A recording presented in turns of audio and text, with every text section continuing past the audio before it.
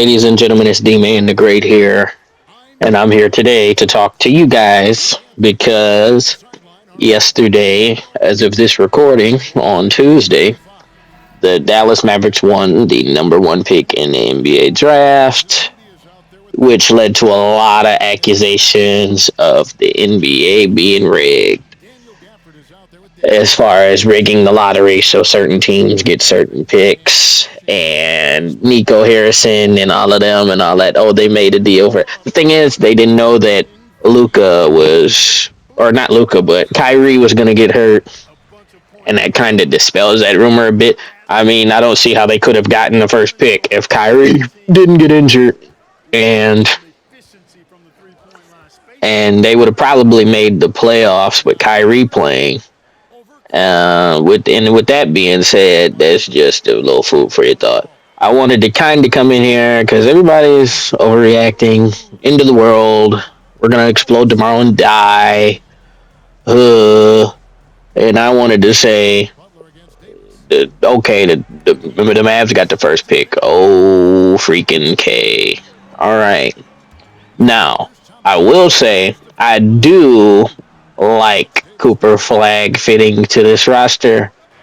Because if he's the two-way player, and a few people think he could be a generational defensive talent, which I think would be very good for him. I wish there was a little bit more D played in the NBA nowadays, since nobody seems to give a fuck until the playoff comes.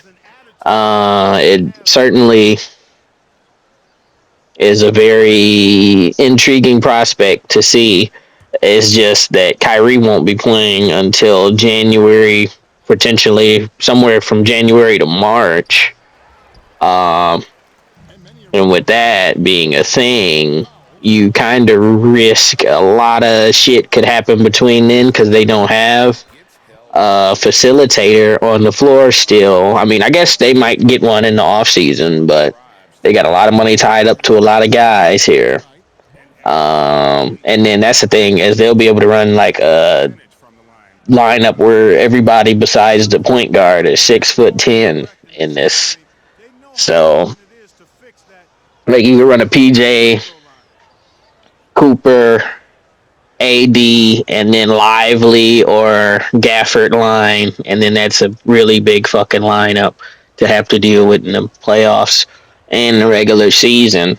And it might just work in their behalf to get them towards where they need to go.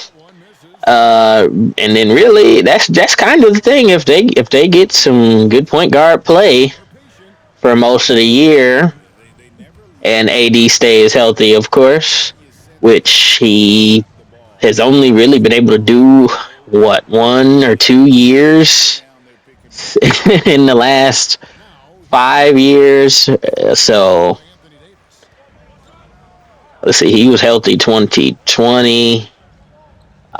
He was healthy for most of 23, I believe, and 24. He was relatively healthy. So that's 3 out of the last 10 years, really, that he was healthy. So he was healthy about half of the years. Because 2019 he was rested because they knew he wanted to leave, but they didn't really want to play him because they wanted to save the asset and the value and all that. Oh, what if he gets injured? Because that's what everybody says when somebody's getting traded, even though it doesn't make much sense.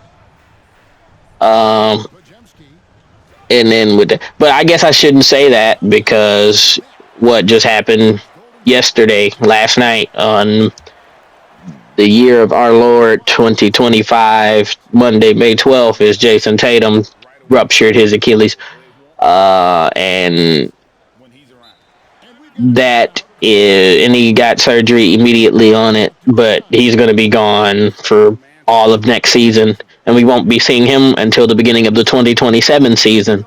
So Boston has to look internally, and then they might have to jump into some of these money plays now. But that's the thing at verbatim right now, right?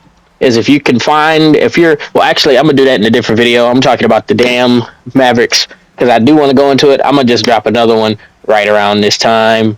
And with that being said, people are overreacting like a motherfucker.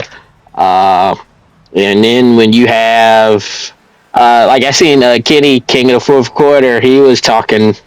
He was like, "Oh, if Josh Giddey didn't hit that shot that night and all of that, it was like we could have been in the spot to where we would have gotten the pick to draft number one." And it's like I appreciate him for saying that because I wanted to deflate some shit here. Is they were fucking not gonna get that pick. They aren't gonna let Chicago get it.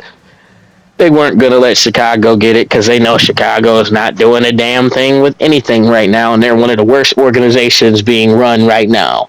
And I feel sorry for a lot of these fan bases because the thing is Dallas they got repaid back pretty quick. And I assume a lot of like there's people like, oh, they lost me, but I'm back, or I'm back, Dallas, and it's like, oh, it's like you're a fucking fair weather and a dick rider. That's what that shit is. But I understand if they traded Luka Doncic off. If Luka Doncic was on my Cleveland Cavaliers, who are I'm recording this right in the middle of halftime right now, so they're looking that they're gonna fucking lose to Indiana. If we had Luka Doncic, or because the thing is, Evan Mobley, he's good, but he's not a talent tribute to like he's not a talent like fucking Doncic, and I can say that as a Laker fan too. But if we traded Luka for injury prone ass AD and Max Christie, I might would be a bit fucking upset. So I don't blame you, but you're fair weather as fuck. I ride with my what is it? Do do do do do do do do. I ride with my motherfucking people, man. Come on now. But to jump into other things, and I'm gonna try to keep it a little bit. I'm gonna try to stop cursing so much. I'm tripping a little bit. I don't gotta curse as much as I've been doing. But you seen that brick that AD just threw up in Gafford with the board. So yeah, it pretty much everybody's losing their minds. They're saying the Mavericks don't win. They got a good squad they putting together. If they put one, they'll be pretty much a piece away.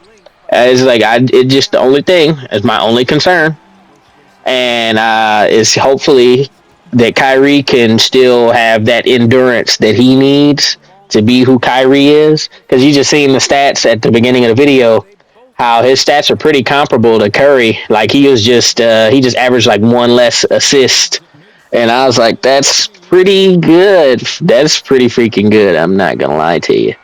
So with that being said, I'm hoping for and then I'm hoping for continued health and prosperity for everybody left playing in the NBA. I put a prayer, so hopefully nothing else happens this morning. I prayed for people because Jason Tatum is one of my favorite young players, and his injury is kind of fucked up.